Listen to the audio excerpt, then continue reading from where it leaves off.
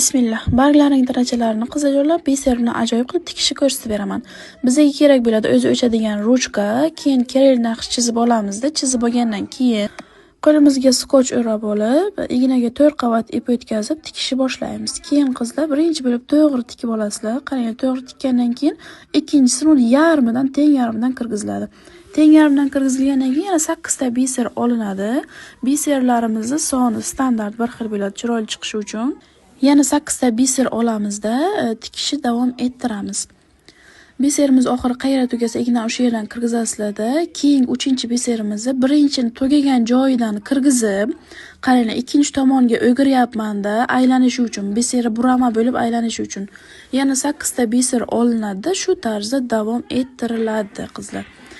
Bo'ldi, naqshlaringizni shunaqa qilib davom ettirsangiz, chiroyli bo'lib aylanib burama bo'lib ketadi biserlaringiz. Yana shunaqa tugaganni kirgizasizlar, tugagan joyidan ikkinchi tomonga ignani o'girib, yana 8 ta olib davom ettirasizlar.